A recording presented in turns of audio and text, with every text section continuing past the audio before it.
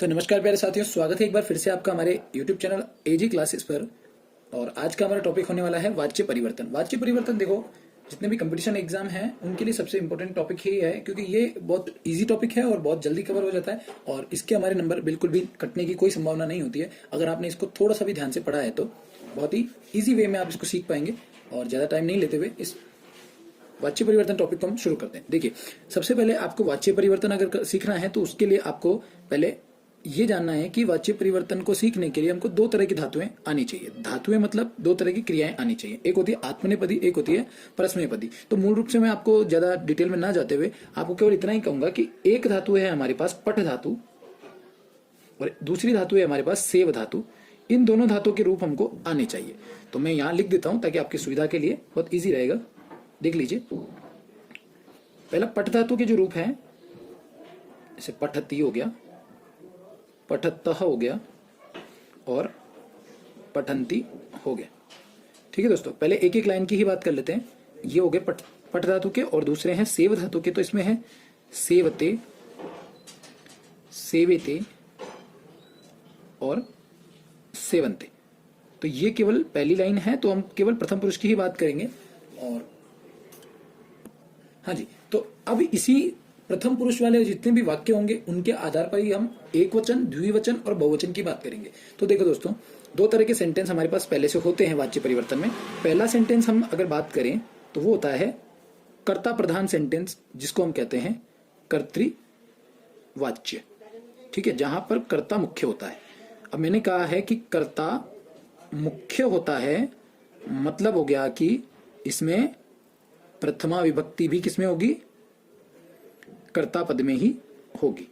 ठीक है दोस्तों, और अगर ये सिचुएशन दिखाई दे आपको कि जहां कर्ता में मुख्य हो रहा है कोई वाक्य और कर्ता मुख्य होने पर उसमें प्रथमा विभक्ति दिखाई देगी आपको, अगर ये सिचुएशन दिख रही है तो आप वहां पर पट धातु के अनुसार रूप देख पाएंगे। ठीक है दोस्तों, और दूसरी कंडीशन होती है हमारे पास, टॉपिक ज्यादा लंबा नहीं है तो आप एक बार धैर्य से सुनेंगे तो समझ में आ जाएगा, ज्यादा बड़ा नहीं है। देखिए एक बार, दूसरा है कर्मवाच्य। अब कर्मवाच्य में क्या है कि आपको कर्ता तो मुख्य होगा नहीं, यहां पर आपका हो जाएगा कर्म मुख्य।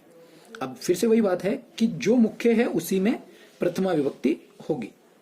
ठीक है दोस्तों, अब प्रथमा विभक्ति जिसकी है उसी की क्रिया भी होगी, मतलब उसी के अनुसार क्रिया भी चलेगी। मतलब अगर कर्तृवाच्य है तो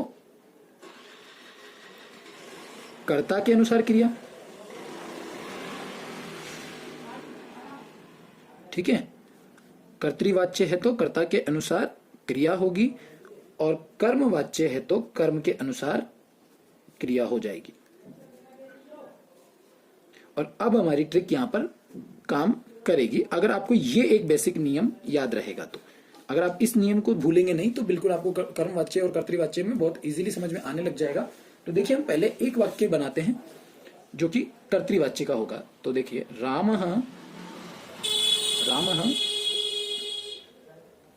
जैसे यहां पर है गृहम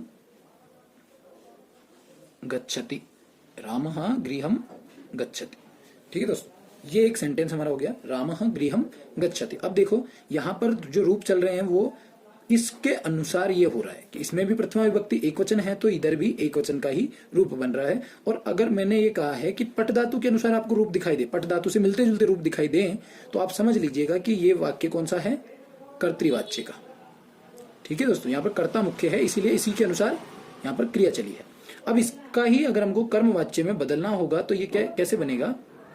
देखिए दोस्तों, हमें क्या करना होता है, प्रथमा विभक्ति जहां यहाँ प्रथमा होगी तो उसकी जगह हमको यहाँ पर तृतीय विभक्ति करनी होगी। जैसे कि राम का हो जाता है रामेण, यहाँ एक वचन था तो हम भी एक वचन ही करेंगे।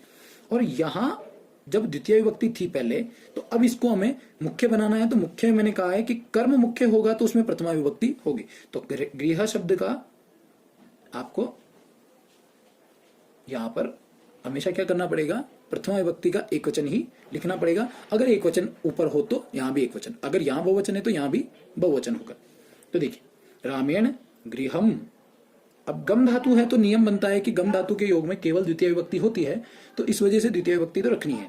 ठीक है, पर फिर भी आपको अगर कोई वर्ड यहाँ पर मिल जाए तो आपको यहाँ पर प्रथमा विभक्ति का एक वचन कर देना है। रामेण गृहम अब मूल धातु लिखिए, यही हमारी ट्रिक है कि पहले मूल धातु लिखनी है। गम मीन्स जाना होता है तो गम लिखो, प्लस इसमें य जोड़ दो, और जो लास्ट में इधर ती था तो वैसे ही इसको देखो कि यहाँ पर क्या है, यहाँ प्रथमा विभक्ति एक वचन है तो उधर भी उसी के अनुसार वाक्य बनेगा। तो कर्म के अनुसार क्रिया चलेगी, तो कर्म एक वचन का है तो क्रिया भी एक वचन की होगी, और कर्म अगर प्रथम पुरुष का है तो हम प्रथम पुरुष का ही लगाएंगे। तो यहाँ देखो सेवत ते है तो अंत में यदि ते है तो इधर भी ते लग जाएगा। अब यहां वाला जो है इसको बहुत ध्यान से समझ लेना कि यह हमेशा कर्म के अनुसार ही होगा, ठीक है। तो ये हो जाएगा आपका कर्म वाच्य, ठीक है। तो अब यहां पर गम का क्या बन जाएगा, गम्य और ते बनेगा। अगर इसको दूसरे उदाहरण से हम समझेंगे तो देखिए, रामः पाठम पठति। अब देखो मूल धातु पठति से ही लिए मैंने, तो पठति देख के आपको पता चल रहा है कि ये कौन सी धातु है, कर्तृवाच्य की धातु है, कर्ता के अनुसार यहाँ पर चल रही है क्रिया। ये हो गया आपका कर्तृवाच्य। अब अगर आप इसको बदलना चाहते हैं तो केवल इसका तृतीय विभक्ति कर दो, राम का रामायण हो जाएगा, ठीक है। अब पाठम जो पहले द्वितीय विभक्ति में था, अब इसको प्रथमा विभक्ति में करना पड़ेगा, यानी कि पाठः। अब इसके अनुसार क्रिया चलेगी, ना कि इसके अनुसार, हमको इसके अनुसार क्रिया चलानी। तो क्रिया जो आपकी है पठ धातु, तो उसको मूल रूप में लिख दो।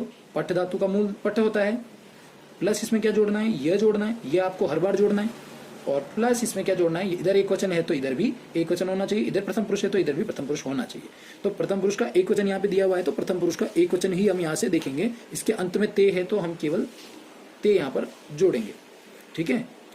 तो यहाँ कर्मवाच्य हो गया, और वाक्य क्या बना, रामेण पाठः पठ्यते, पठ्यते, रामेण पाठः पठ्यते। मान लीजिए इधर बहुवचन का कोई सेंटेंस होता, अगर मैं कहता कि रामः पाठान पठति, तो अब देखिए यहां पर थोड़ा ध्यान दीजिएगा, बहुत मेन चीज है ये सेंटेंस की। रामः का तो रामायण हो जाएगा, इसमें कोई कंफ्यूजन नहीं है, आपको हर बार तृतीय विभक्ति कर देनी है, ठीक है। पाठान में द्वितीय विभक्ति का बहुवचन था, अब हमको क्या करना है, प्रथमा का बहुवचन करना होगा, क्योंकि मुख्य बनाना है तो प्रथमा होनी चाहिए। अब यहाँ पर पाठः ना होकर पाठाः बनेगा, ठीक है दोस्तों। प्रथमा विभक्ति का बहुवचन यहाँ पर मैंने यूज किया है। अब इधर पठती था, अब हमको मूल धातु तो यहाँ से लेनी है, यहाँ जो पठती था उसकी मूल धातु पठ, और ये भी हमको अपने मन से जोड़ ही देना है, ठीक है। प्लस जो जुड़ना है वो इसके अनुसार जुड़ेगा, अंतिम वाला।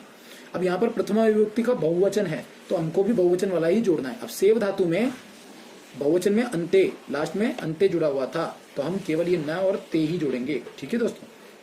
अब देखिए क्या बना, रामेण पाठः, इसको जोड़ेंगे तो क्या बन जाएगा, पठ्य आधा न और ते, पठ्यन्ते। यहां तक समझ में आ गया।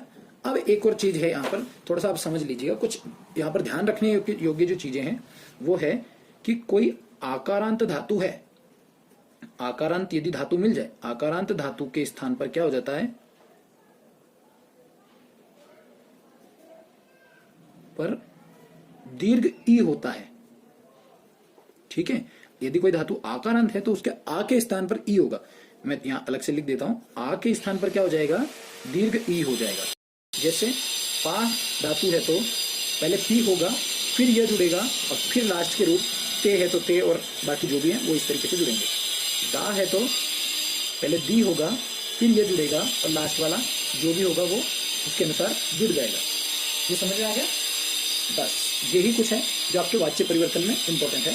और इसके अलावा आपको दो पुरुष और पढ़ने पड़ते हैं जो कि इंपॉर्टेंट है, वो भी आपको मैं नेक्स्ट वीडियो में आपको जरूर बताऊंगा।